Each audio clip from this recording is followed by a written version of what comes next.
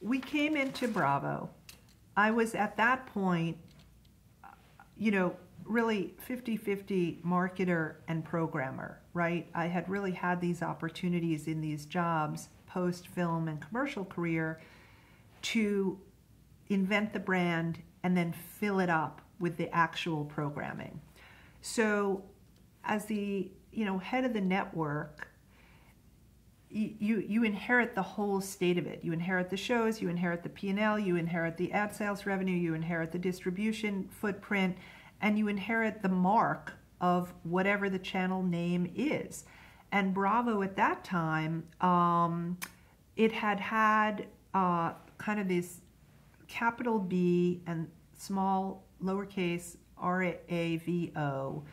It was black on white. That was the hero logo. Again, I was weirdly familiar with it from this weird little stint, having been a consultant for the AMC networks, and I saw the branding all around. You worked on the same floor. It was not a big place. And it just didn't say to me that it was a full mark media entity that was going to live for a long, long time. It seemed like the name of a TV station. And in the quest to sort of give it its essence, one of the things that had been a hallmark of VH1, definitely Trio, and the beginnings of Bravo that I inherited was that people loved to talk about this network. And things that I was associated with, people loved to talk about them, write about them, chat about them, review them, etc. And so we went, you believe in your team. We went back to Scott Stoll at Open, and Scott developed this talk bubble.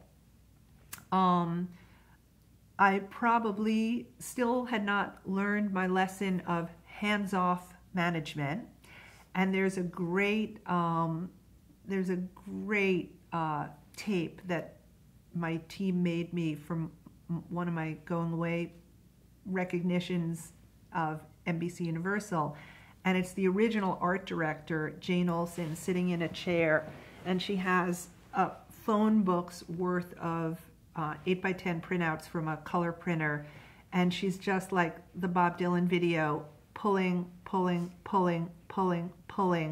almost identical Bravo logo shapes with extremely subtle differences. So there were 3 square corners and 1 rounded corner. It was every iteration of 3 square corners, 1 rounded corner, the carrot on the right, the carrot on the left, no carrot, bigger carrot, blue and black, slightly different blue, slightly different black, hundreds of, iterations. It's easy to laugh at, but any art director, making any mark has been through, 100x that.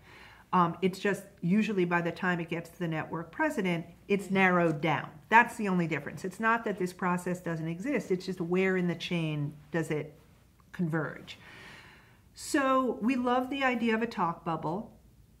We wanted to be, at the time, there was a question, should it be more masculine or more feminine? The logo was black with blue inside on a white ground, which is not a traditional female branding palette.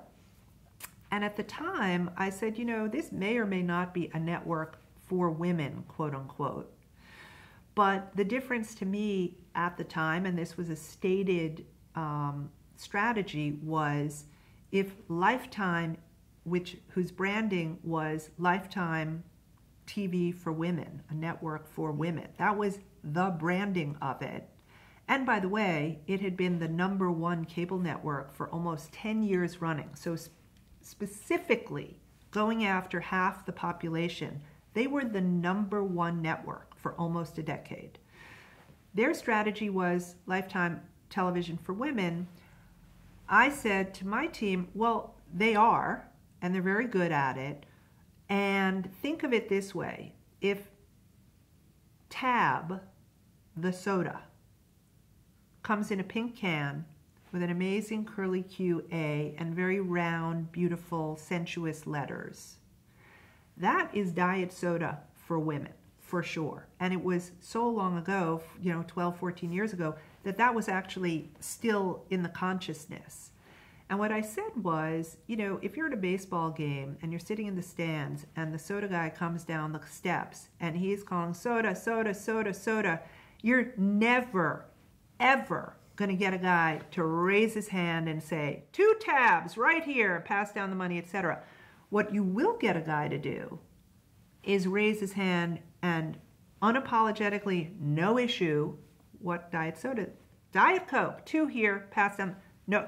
And I said, we're going to be the Diet Coke of women's networks. And it's going to be attractive for co-viewing.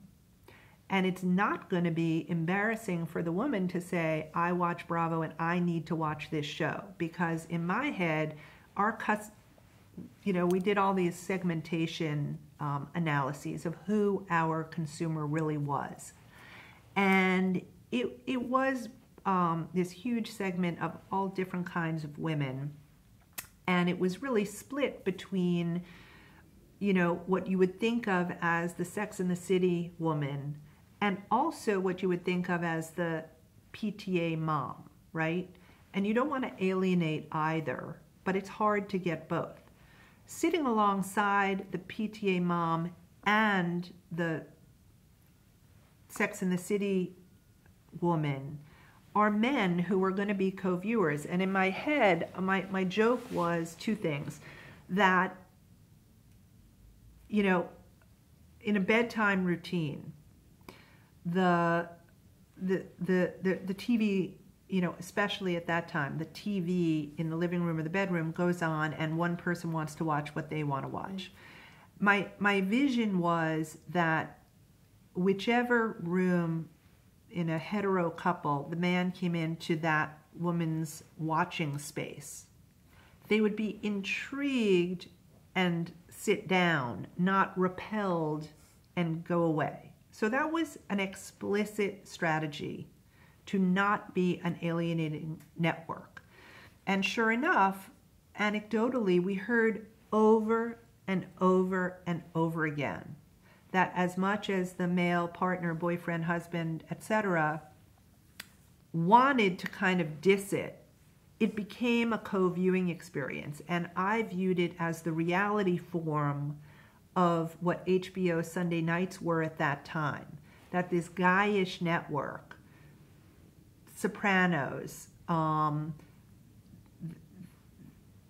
the HBO shows of that time were inherently sexy, whether it was Sex and the City for women but men co-watched, or Sopranos for men but women watched. Whatever the dramatic pathos was, there was something for both to find. And that informed the brand, the colors, the boldness, the graphic nature of it, and it informed the programming as well. But most of all, our food, fashion, beauty, design, and pop culture mandate grew from the success of Queer Eye.